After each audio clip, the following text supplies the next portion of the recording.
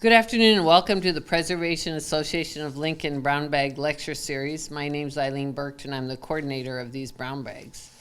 The Preservation Association of Lincoln is sponsoring the taping of this program today. Our speaker today is Ed Zimmer. Ed was the historic preservation planner in Lincoln's city and county government from 1985 to 2020. Since retiring, Ed remains an active community historian and volunteer. He recently finished 2 books, the 3rd and final volume of the Near South Walking Tour book, and a book on Lincoln postcards with Jim McKee. Ed is native to Omaha, Nebraska, and has an undergraduate degree from Lindenwood College and a PhD from Boston University. Ed's talk today is, and the winner is, a presentation on the Preservation Association of Lincoln annual awardees from 2023 and 2024.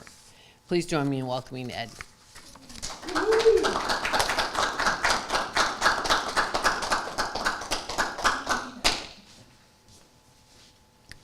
You might notice I've deviated from the typical "and the winner is" because the winners are, because we're doing 2 years together.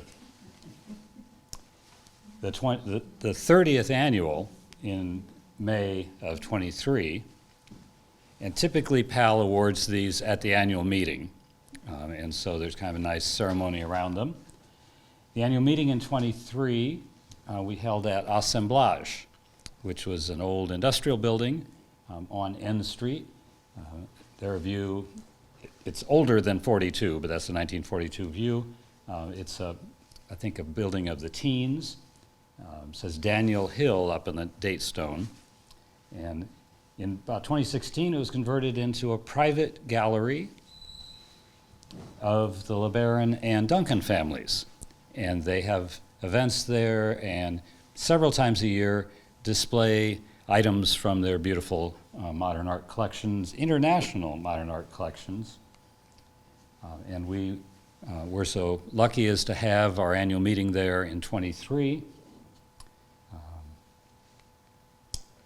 And also celebrated Pal's birthday there that day, which has a little to do with why we didn't do the winner is brown bag in 23, because we did a 30th anniversary brown bag in 23. So we held this and are condensing it together. And then in May of 24, the 31st annual meeting, we met at what's now called the Dairy House, or you might know it as the Meadow Gold Block. Telesis and the related companies have been rehabbing this block and putting their assorted businesses into the block for the last decade or so.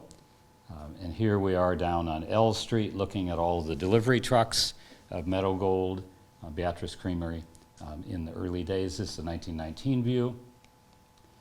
And this is up towards the northern part of the property where there was a stable for the horses of the ice delivery service.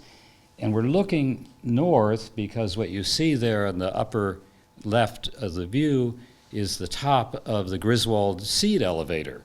And that's now Midwest Steel, building's still there. So that's where we are, the north edge of the block looking north. And this is about where we met inside the building that was erected there. We were in the first floor of that great ice box. The windowless middle floors of that were historically one giant volume that held the ice that Beatrice manufactured and distributed around the community. And so there was a lot of structure above us there. There was no worry about that ceiling whatsoever. You can see some of the big circles in the walls that had been left there where there had been various tanks in the industrial processes of this as a dairy processing building. And Eric Schaefer, the president of Telesis, is there giving us a background on their uses of the building and their future plans. These are the 8 awards that PAL has traditionally given, and we're going to go through these, and I'm going to combine the 2 years. We're going to categorize them by category of awards, so we're not jumping year to year. So we'll start with residential rehab, and the house at 1980 C Street.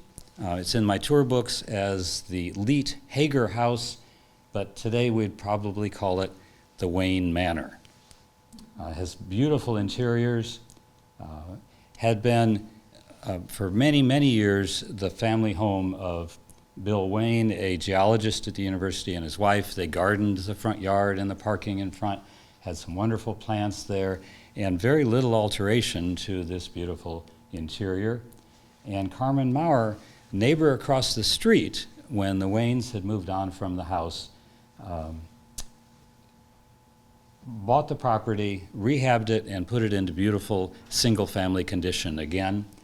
And for Carmen's great work on this very characteristic early 20th century American four-square, but with great features and in a really strong block of the historic district, Carmen put it back in its next century of use. And so she was the 23 award. 24 award is a rehab in process, but a long ways into a very long process and beautiful quality of work. This is the Fitzgerald House at 20th and D Streets, right across the street from First Plymouth Church. Big, beautiful 1902, 1903 house. This is not John Fitzgerald's house, who was across the street on the 10-acre lot that we called Mount Emerald. This was Fitzgerald, the downtown retailer, who I think was selling clothes to the other Fitzgerald. William Fitzgerald and Sarah, his wife, in this house. Designed, in this case, one of the rare instances, we have the blueprints for an early 20th century Lincoln residential property, very large residential property. The architects were Marcus Leach and Francis John Plym, P-L-Y-M. They were about a generation apart in age. Marcus Leach had come up through carpentry as his background that then translates into architecture. He was born in New York State.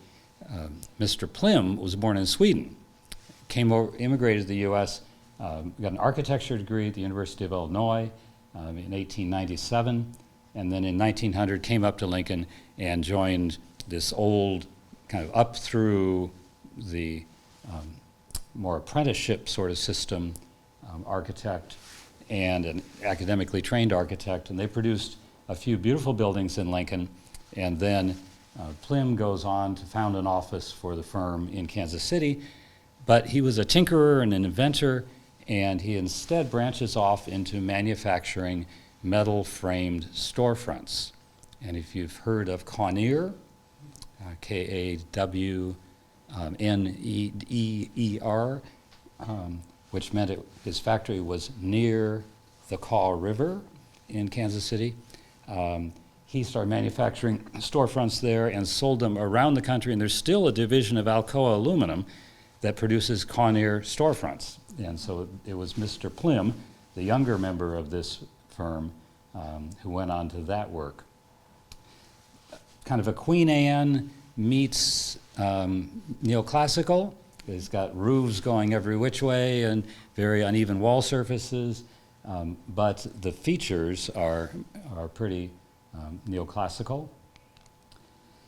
It had been divided into many apartments, I think as many as 5 or 6 in its day, and then several years ago, Professor John Wester and his wife Heather bought the house and began a long, long process of renovation, reconstruction. Here we can see that some of the elements are dark wood because those elements had survived either in the attic or in the basement. They're reconstructing others, but they have the blueprints as well as reading the history of the building, and so they're putting it together back into lovely condition, beautiful house, great paint job going on. It's going to be a process still, but there's no question what direction this house is going. And so John and Heather Westra they received at the annual meeting in May of _24 PAL's residential rehab for 1106 South 20th Street. Didn't they have an open house there? I recognize.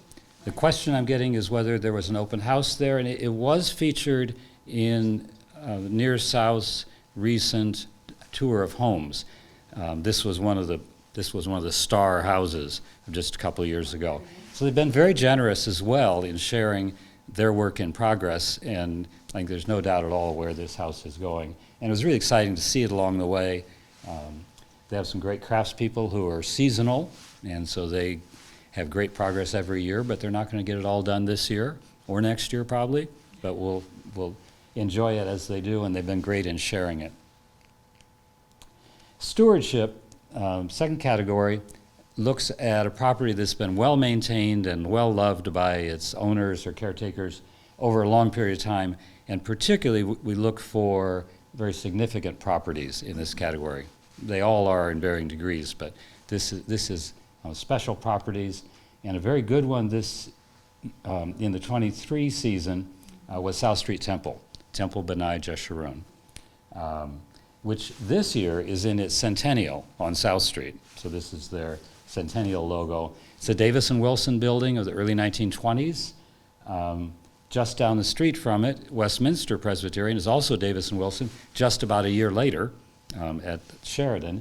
And so Davis and Wilson really hold forth on the big religious buildings on edge of near south, beginning of Country Club neighborhood.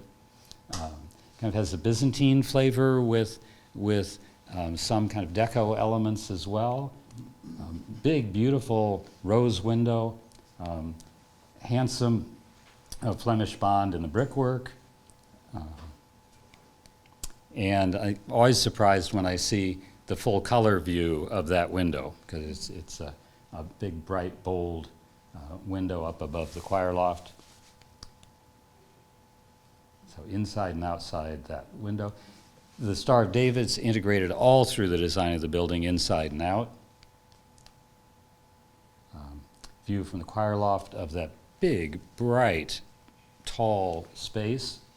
It vaults up, and these are, the two bosses are two of four that hold the lights for the sanctuary space, but they're these big, beautiful, I think they're probably the ventilators as well as support for the light system. But I think there is sort of a certain deco flavor to the decoration of the interior as well.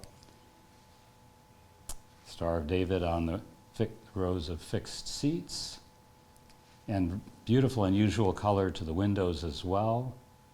And then this terracotta band on the arch that reaches around, and the keystone in stone on the front and in terracotta inside is a little reference to the Ten Commandments. I have a question from Wayne. Did you take that photo? I took this photo, Mr. Bowles. It's deceptively straight because I don't have Photoshop, but I work Photoshop in PowerPoint. But that's that beautiful terracotta banding. And at least 3, maybe 4 places on the interior, there is a tiny error in the decorative pattern where one of the legs of one of those stars won't have its blue dot or something, and it's a specific theological, only God is perfect, and so temples are built with built-in, modest, tiny imperfections for someone whose mind wanders during ceremonies. It's great for me because I can look around and look for those small differences. At the center of the sanctuary, in the front, is the ark, and this is the beautiful work of Keats Lorenz, who did the Warner Chamber, the old Senate chamber doors at the state capitol. Lorenz did features of this religious building, of First Presbyterian as well, and other buildings in town. In his work on the temple, a current member's grandfather assisted Lorenz on it because of the family story of this now not young man bringing his grandpa lunch as he's working for Mr. Lorenz on the temple, on the tabernacle, the ark. Beautiful Keats Lorenz work. So, Stewardship Award for a century of fine care of a very beautiful, significant building. The second Stewardship Award is a residential property which could qualify for residential rehab, but it's been a very long caretaking of this property, and so it really fit well in the stewardship. Dr. A.O. Faulkner, who founded Woodman Accident Life Insurance Company in Lincoln, he was a medical doctor, and several of the founders of early Lincoln insurance companies were medical doctors, provided his family with a new $10,000 house at 40th and South Streets in about 1900. And this is a 1903, not great newspaper view of it, but we'll get to better views. I was bewildered for years as the architect of this building, because it's such a high-style, significant mansion. And then just rather recently stumbled into an early newspaper account of the fraternity building downtown, which Dr. Faulkner and Mr. Sharp partnered on. And Craddock, James Craddock, was their architect for that building. And in the long description that went with that, it mentioned that Craddock has furnished plans for many fine residences here in the past few months, some of which are just being completed. Among others are those of Dr. A.O. Faulkner.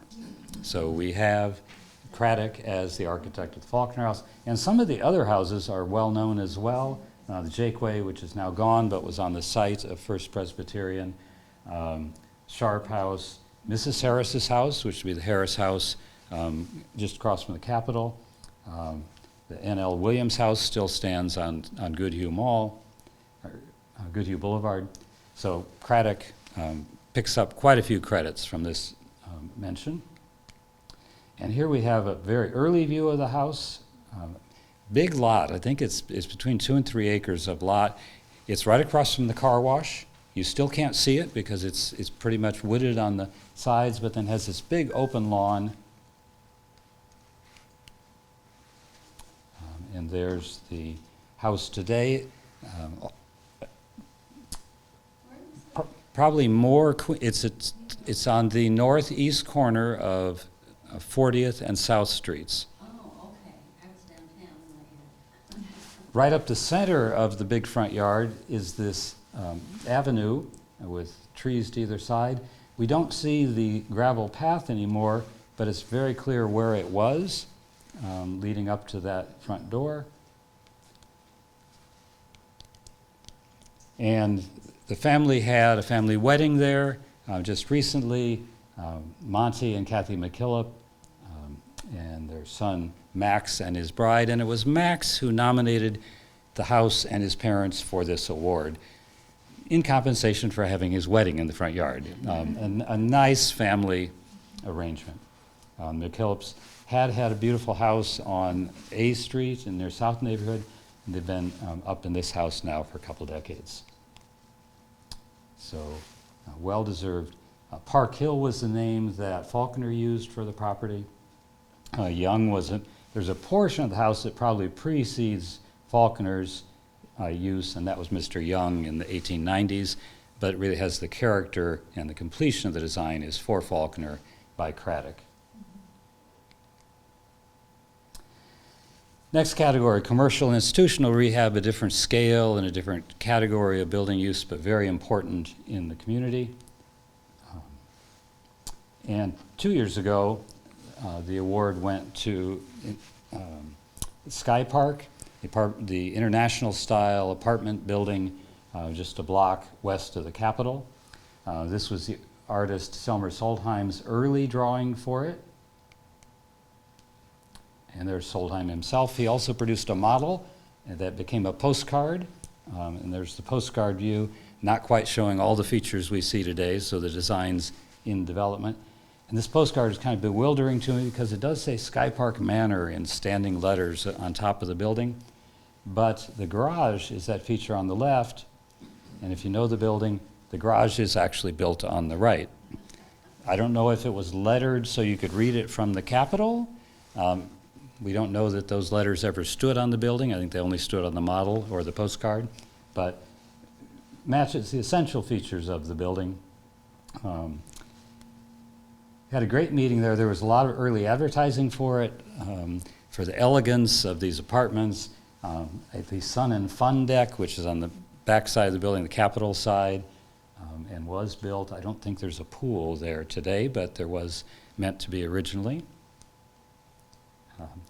There were early newspaper illustrations Selmer Solheim designed it and lived in one of the penthouse apartments or condos, and Mr. Olson and his family lived in the other one.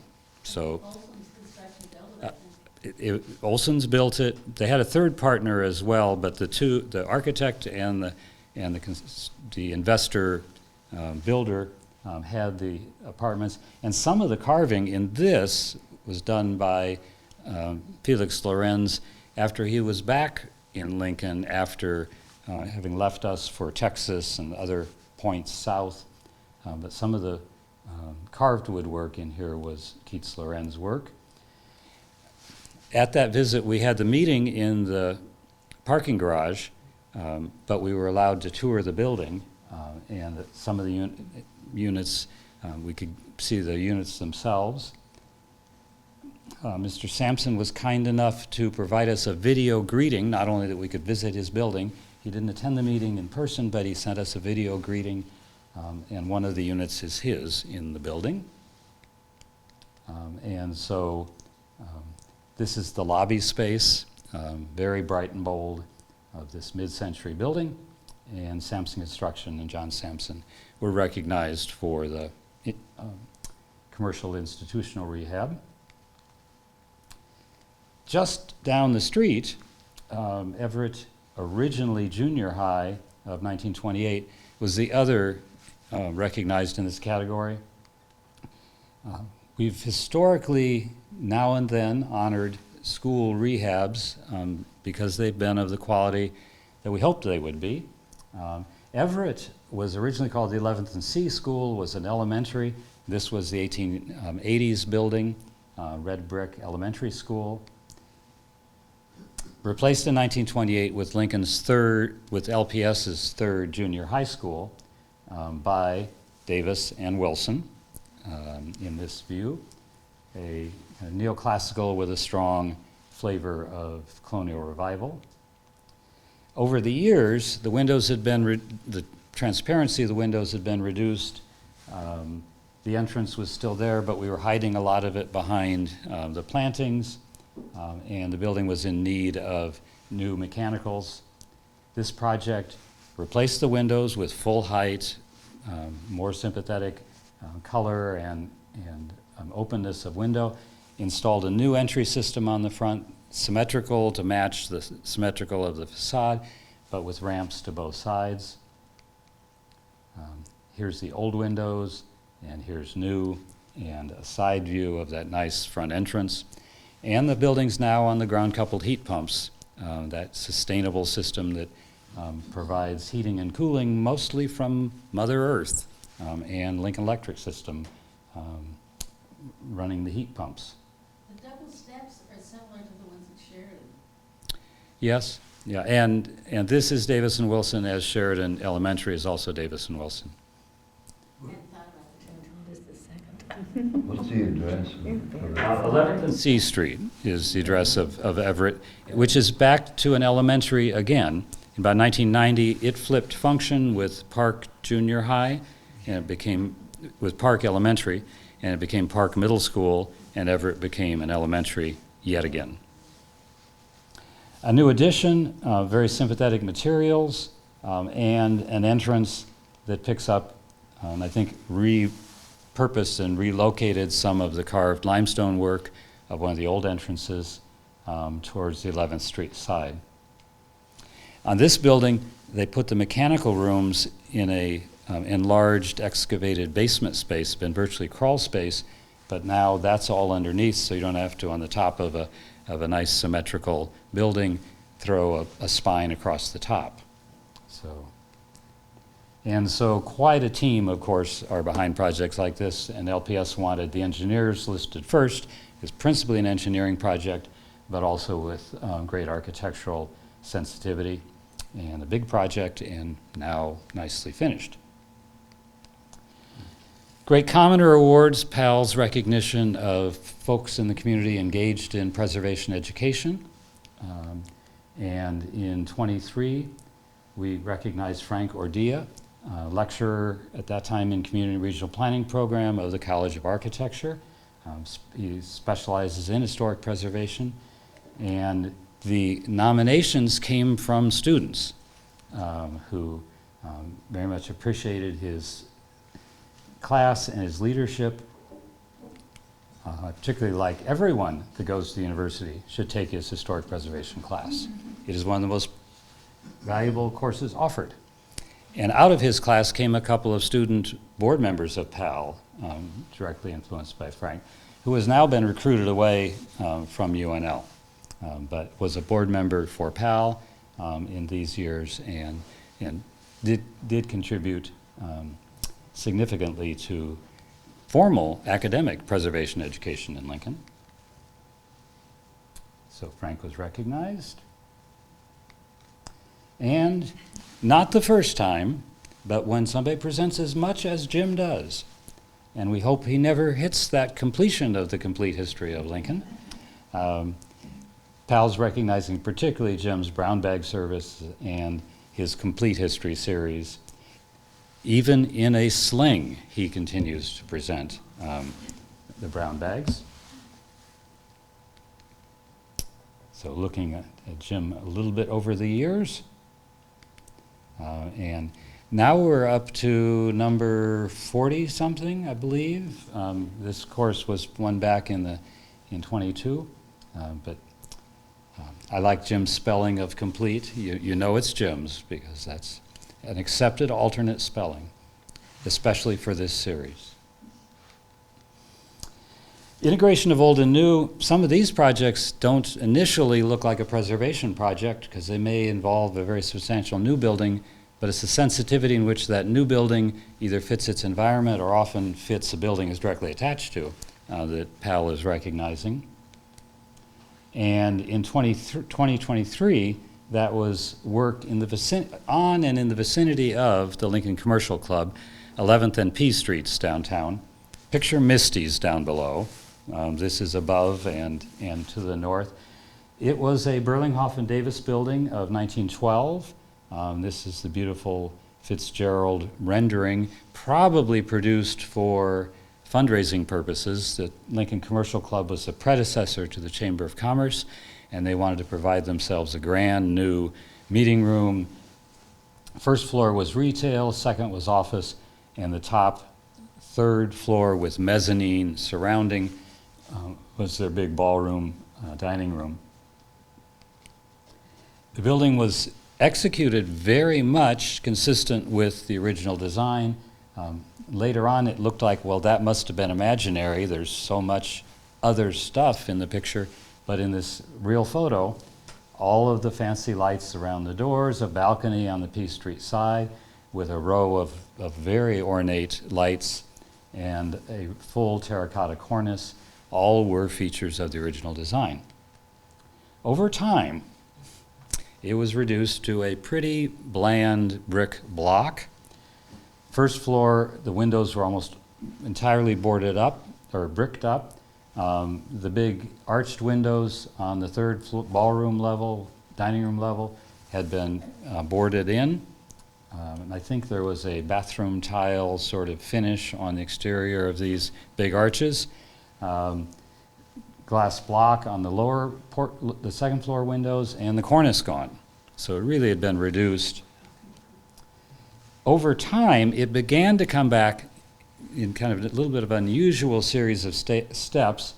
I think the first was when Crane River opened up the first floor again and operated about 10 years, a very popular restaurant and craft brewery.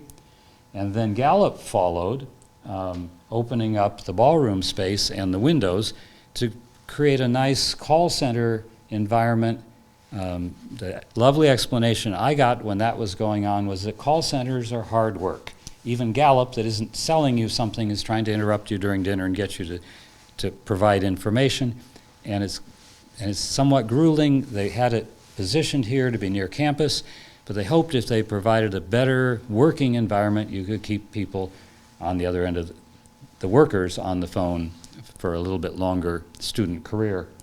So they refurbished that room quite nicely, not to the degree it is today, but they reopened the windows, re-exposed the beautiful ceiling,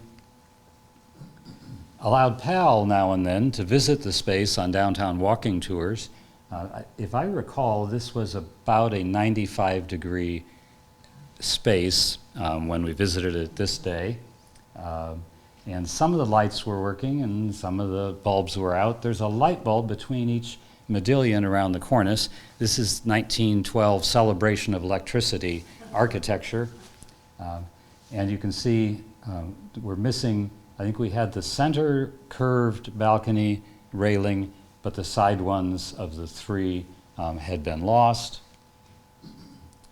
But those huge rosettes, and those are maybe 6 feet across, had been re-exposed. Then, beginning last decade, the building just north, a very bland little blank limestone piece that had some 19th century elements inside, and had been the annex to a hotel that once sat where the parking garage is, inspired a boutique hotel developer to create the Kindler on this space. And there it's under construction. The limestone's the base of that building. They added more floors, and they tied it into the commercial club, particularly with the ballroom space as the function room that could be shared by the hotel use. And put a cornice back on it, did a very modern and quite beautiful design on the Kindler, up against its neighbor, but inside that ballroom space, restored all of the railings, repainted, replaced everything missing, put in lovely, lively carpet, really gave it the sort of spirit and quality that the space demanded. This was an event at the dedication of the Suzanne Picotte sculpture on Centennial Mall. So both the Commercial Club and the Kindler, under that heading of integration of old and new, really an ideal case of that, received the award in 23. In 24, meeting at the Dairy House right across the street, recognition was given to a very complicated building across the street, which had been 4 stories tall, burned down to 1, rebuilt to 2. We'll take you through the steps. Originally used by Curtis Toll and Payne, who had the big millwork factory in that vicinity. But look at the frames around the 3 entrances on the loading dock on the, that'd be the 7th Street side of that building. They survive all the way up to, I don't have a good picture of it as 1 story. This is when it had regained an upper story in the 1980s. The old portion and the 4-story version dated back to 1893. That was this piece. The boxcars there are on a 7th Street siding, so that would be the east elevation of the building. All that stuff in the background didn't happen. There weren't warehouses back there. A tremendous fire when it was being used as the Archie Fur grocery warehouse took off 3 stories of the 4-story building. By the 1949 Sanborn, it's marked as a 1-story building. That's all that had survived the fire. Bill Livengood put a 2nd floor back on it to create what he called the Cotswold in 1991. And then this project, Cotswold became the headquarters of John Woolham Company, maker of the very high-tech scientific instrument. I'm told it's what puts all the fancy films on my glasses so that I can see and they don't scratch easily, and it protects my eyes from ultraviolet. That's the kind of work they do. The machines, the instruments that do that work, they've grown to the point they needed a lot more space. They also wanted to be right next to and helped contribute to the South Haymarket Park that will be developed as their neighbor. So they designed a big 3-story addition to the west, and we're adding it onto with a very respectful little kind of link between the two. So you know the old, you know the new, but the new is really embodies the rhythm and the materials of the old. And it was being finished as we had the meeting, and what I particularly like about it is it becomes really the backdrop of the park as it develops. So it's the view from 7th Street, the big Case warehouse behind it down on L. So it really fits in that big boxy industrial character of South Haymarket. And it'll become all the more prominent when we've got park space in front of it. So we went from here as the old building to here as the old building with the new addition. City Center Award isn't necessarily a building. Sometimes it's an activity, sometimes it's a parade, but it's those things that enliven the heart of the city, because we don't keep the buildings unless we've got people in the heart of the city and want to be there, and the lively uses. So it looks for those activities. They may happen in an historic building or not.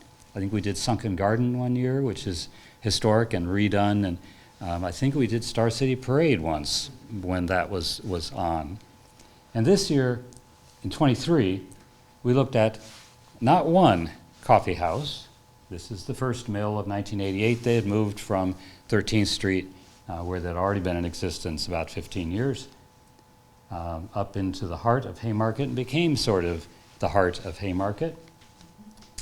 They're not just two coffee houses. Their second location in 2000, down on Prescott and College View, combining a couple historic buildings, an old grocery store and a tiny little bank, and enlivening what's happening all around, beside and across the street from them. But also so bold that in 2017 they opened on Innovation Campus, the third mill, and the same year opened the fourth. L Street runs on this side of L at 21st, is the Telegraph District Mill in an old Lincoln Telephone and Telegraph warehouse. They're in the corner of that property. So 1, 2, 3, 4 mills. There's a fifth one in Omaha, and it's lovely. We are the Preservation Association of Lincoln. If we became PAL-O, then we could include the one in Omaha. They have a good group in Omaha, too. And so this is the Telegraph District Mill and the four together. And so in 2023, PAL honored Dan and Tamara Sloan for all the mills up to that point. This is the David Penrose basement mural that was going to be destroyed, and they and Sid Connor rescued it, and it's on the back wall of the Telegraph District Mill. Inside or outside? Inside? Inside, yeah. It's not stucco, or it's not fresco. It's rough plaster. The waves, I think, are semi-molded, and then it's painted. Penrose was a scene painter and did scenes in a lot of Lincoln churches and other large-scale paintings. There's a lovely Penrose in the administrative office at Bennett Martin Library of the old downtown library building, the Carnegie, one of Penrose's nicest. And they salvaged this and have it in that room, which is a great spot for it. The other City Center Award goes to a grocery store, precious to get in the middle of the city. And this was a grocery store that had been pretty central, but Open Harvest had been operating for decades down on South Street, next to between 16th and 17th. They needed a new location, and they needed a new location particularly that you could measure from their door to the nearest residential door or nearest residential zoning, and be far enough away that you could sell wine and beer in your grocery store. And in their old location, they couldn't. And their new location, there are certainly residences all around it, mostly in the same zoning district they are. And in the downtown district, that measurement doesn't apply, and they can have what's a very lovely grocery store interior, bright. You walk in there and you're in the midst of smells and colors and sights, and it's just a lovely space. And you think, I'm in Lincoln. So down, and it's in that same, it's in the kind of kitty corner from the mill, in that same former telephone warehouse with lots of parking around it in the big parking lots adjacent. The PAL president has very few perks, or probably perks on the negative, not on the positive side, but once a year gets to pick an award of his or her choosing for the award ceremony. And so it's been wide-ranging. One year it was the city TV crew who've made the brown bags possible all these years. So it can be quite as broad as the imagination of the president. And in 23, and Kay was president in 23, right? Yeah. This is the original Herminghaus drawing for the landscape of the Capitol, and those squares in the middle of the big square are the courtyards that would be contained within the two-story base level of the Capitol. And for years they were there, and they had kind of a decorative sidewalk crisscrossing them. Not much else was happening to them. This is 34. They were not landscaped in 44 or 54 or 64, or still in 2004 they had not been landscaped. But just in recent decades, this was Herminghaus's full list of plantings, how he would like those courtyards, with a note of a fountain in the middle. And finally, a group of former legislators who knew and loved the building well and had friends and had vigor, decided they were going to do something about those spaces in the Capitol. And here they're presenting their fundraising check to Bob Ripley to complete the Capitol courtyards. And they even watched some of it happening, and it happened on all four courtyards. Not exactly plant to plant what Herminghaus laid out, but concept exactly what Herminghaus laid out, up to a beautiful bronze fountain in the center of each of these, with a different color scheme on each fountain. So they are brightly colored inside the bowl, and there are 4 colors of fountain, and create just spectacular spaces for those interiors. And if you have an office on that space, and previously you had some ventilation, and that was it. Now you have ventilation on a garden. They're beautiful spaces. And here's a dedication of one of the fountains with some of the former legislators and Mr. Ripley. Beautiful ornament around the edges of the fountain, characteristic of the building. So the Nebraska Association of Former State Legislators were recognized by the President's Award in 23. Wayne, do you have a question? Yeah, which level in the Capitol building has a door going out there? When it would be the first level, the ground floor level, not the basement level, which we don't visit, but where you walk in, and in that building, that's either up some steps or not, depending on which side you're on or how many steps. But the small square windows there is that ground floor with the hearing rooms and lots of legislators' offices, and then the arched windows above that, or the arched openings, are the Hall of Fame corridor, and that first floor level surrounding the 4 courtyards. So on the first floor, there's a door that will take you up? You can enter the courtyards from the first floor. You can't from the second floor. You'd be jumping out the window. Don't do that. Thank you. Those are precious legs, Wayne. Don't. The most recent President's Award to an individual went to Greg McCowan. Greg's in the real estate business in Lincoln, often working in the historic neighborhoods. He's also been the chairman of the Historic Preservation Commission for many, many years. This was both for that career of service and particularly for some of his creative, generous kindnesses to Pal. When a beautiful house like the McAfee house at 18th and C was on the market and Greg was representing it, he persuaded the selling owners to allow Pal to have a special event there to see the interior of this spectacular house. It was all scheduled, all ready to go, and he sold it. He persuaded the buying owners to allow the party still to go on. And we all were very respectful, and we were thrilled to be there, and it was a lovely event, but it had taken Greg and both the sellers and the buyers to make this happen. And we had a lovely event in this very special property.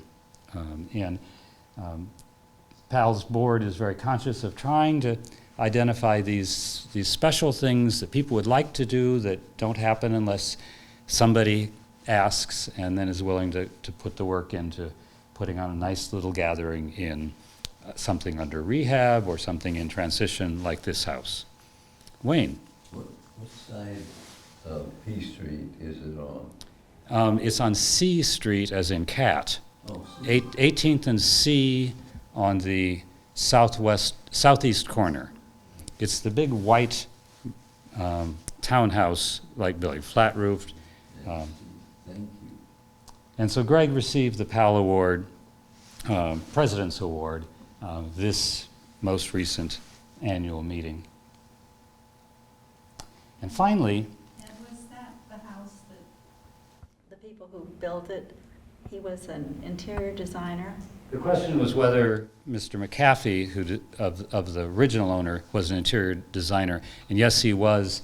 And by story, at least, he would stand up on the music balcony and unfurl bolts of cloth to his clients seated down below, who would just say, "Yes, sir," whatever you say, sir. McAfee's spouse was Gertrude Story McAfee, daughter of a leading early lawyer, and Marquette, Gertrude Marquette Story McAfee. They didn't have a long time in the house. She had been living on a house on this site that was only about a decade old, and when they went to build this house, a later marriage for them, they moved that house to the backyard and built this house in front of it. And it stayed there in the backyard for most of the 20th century. Finally, it was torn down by earlier owners to make just a decent, ordinary-sized backyard behind this great big house. But fascinating house, quite unique in town, beautiful. It's designed by the Chicago architect Paul V. Hyland, who also did Frank Wood's house on Sheridan Boulevard. It was a big year, 1916, for Mr. Hyland. And finally, even James Earl Jones, who has an Emmy, a Grammy, an Oscar, and a Tony, does not have a Busalis. So ergot would have to become begot. I think, if you had a Busalis to add to that list. Named, of course, for Helen Busalis, Lincoln's city councilman for a couple terms, and then mayor for 8 years. It was in her term that the preservation ordinance was adopted in Lincoln. She was a trustee of the National Trust. She was chairwoman of the League of Mayor of the National Conference of Mayors. Avid preservationist. Helped get PAL started by bugging me and bugging me and bugging me until I couldn't say, "But Helen, this should be a private, not a governmental." Well, set it up as private then. And then when I asked her, could we name the highest honor for her, all we wanted was to borrow her great name. She said, sure. And then every year after, she'd call me back and say, how much do I give every year for that award? We agreed on nothing. Okay. And she'd send in a nice gift to PAL year after year after year. So her interest stayed strong. And it looks like we backed up, but we haven't. The Busalis Award, we're recognizing on this most recent one, our Mr. Ripley. Here with Tom Casper, his late great associate in the Capitol Restoration Office. all purposes Bob served in his 40 years at the Capitol. Here recognizing Boy Scouts and Cub Scouts who I think have planted a tree, I'm sure in keeping with the Herming House design for the grounds. Bob has been recognized as an FAIA, a Fellow of the American Institute of Architects. You get a medal with that one. This, I think, was a very proud day for Bob that Thomas Rogers Kimball, an Omaha architect who had been the president of the AIA in his day and organized the program and the competition for the selection of an architect for the Capitol. Goodhue, of course, was selected, but Kimball stayed on as an advisor to the Capitol Commission through that whole process. And finally, we have Kimball recognized within the Capitol in the Hall of Fame. And Bob was an element of that happening. Is there anything Bob doesn't get involved in the Capitol? No. I like this one of him arranging the chairs in the governor, I think this is the governor's conference room outside the governor's office.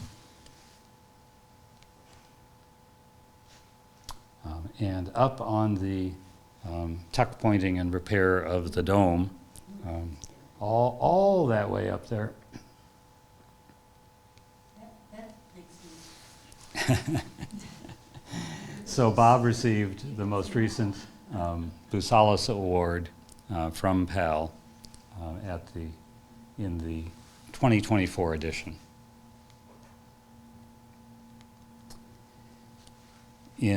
No, not the most recent. His was, Larry Small was our most recent in 2024. So Bob was 23, Larry 24.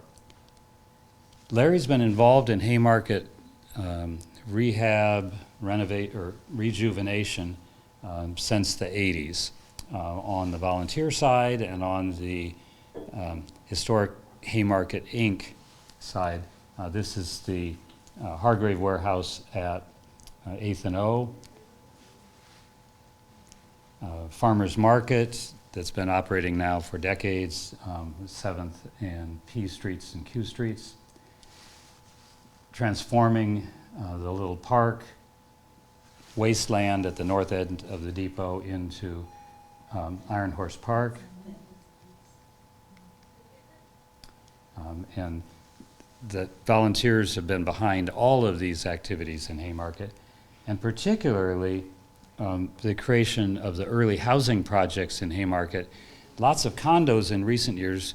The early projects were a couple of the big warehouses creating affordable housing and affordable units with various HUD programs and historic preservation programs. These are the first 3 floors of the Hardy building, which became a 6-story building, which became a abandoned Western Electric manufacturing building covered with asbestos paint that had to be bagged when the paint was taken off to capture the asbestos, and turned into the Hardy building of 60 units. The building is still administered, it's owned by Historic Haymarket Housing Corporation, and Larry's been active in that, and particularly on the real estate side, sort of as a building manager. Same on the Granger, the second of those projects, warehouse at 8th and O. This one converted into low-income housing, and both buildings have a number of the units adapted particularly to be fully accessible to people who are wheelchair bound, with counter heights and door widths and door openers, and converting the loading dock into a ramp system for a very well-designed and easy to access ramp system. And then, having done all that for years and still involved in that, Larry chose to donate to the city Ben Victor's bronze sculpture of Susan LaFlèche Picotte on Centennial Mall opposite the state office building. Ben, of course, also did Standing Bear 3 blocks further north. Ben now has 4 sculptures in the U.S. Capitol building, and the only American sculptor, I think the only one ever with 4, and certainly the only living sculptor with 4 at the Statuary Hall of the Capitol. So Larry was recognized with the Busalis Award here with Judy Gashkabash, who's instrumental behind the Ponca stories and the Standing Bear and associated stories, and all other matters, Indian affairs in Nebraska. And Larry getting recognition from her and from Pal with the Busalis Award. Here were the roster of awardees with Eileen Burke and Kay Logan Peters, Pal president and Pal brown bag coordinator, and all those good folks who came to receive their awards. And typically we get nice attendance at those award meetings because we have all those people to honor in all of those 8 categories. I'll take about 30 seconds worth of questions if you have them. And I'll remember to repeat the questions if I remember.